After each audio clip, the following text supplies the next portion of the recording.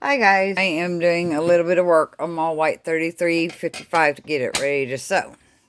Okay, I took the screw out of here and I took the screw out of here. And this thing comes off. Just like that. And you see all my guts and glory in here. So, I used Flow Superior Lubricant Spray. I got this at Ace Hardware. You spray in anything that moves. So like I'll spray there. And then I move my hand wheel like this. See all these little moving parts in here? I did not spray in there.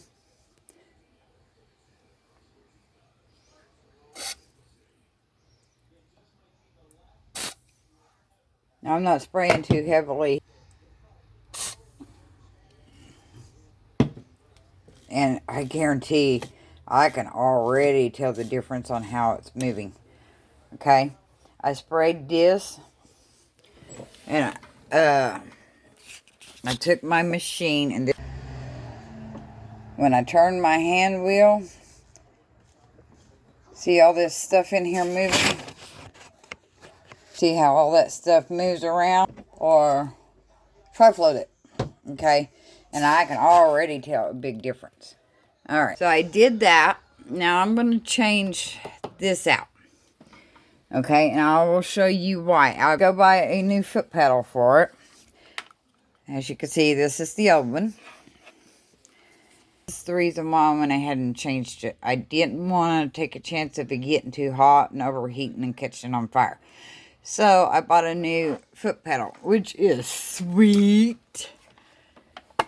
Because it looks like your newer foot pedals and it operates different. Now, here's the trick to that. My sewing machine guy told me these two plugs here, one goes to the light and one goes to the motor. This is actually the light, and I know that because I plugged it in and turned on the light, and when I unplugged this, the light still stayed on, so I knew this was my motor. Okay? And if you look at this, focus. See where that says motor? And that says light. Okay? If you plug the light into the motor, your machine will start running and it will continually run even with your foot not all on the pedal. So, I have to plug the right one into the right side.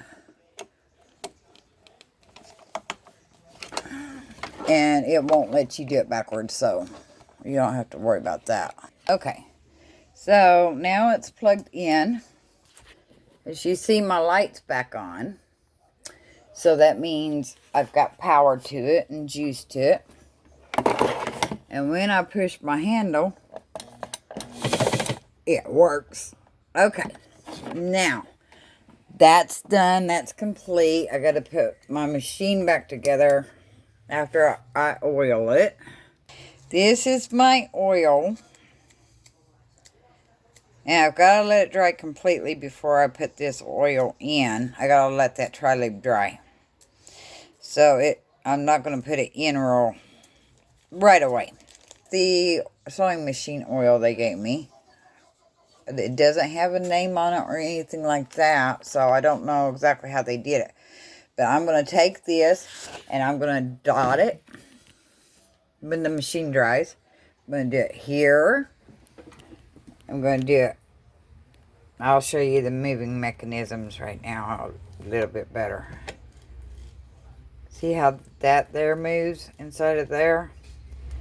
So I'm going to oil that. I'm going to oil these. I'm going to turn my handle and get both sides of it. And see where this moves. I've already trifecta, or whatever they call this, tri-float it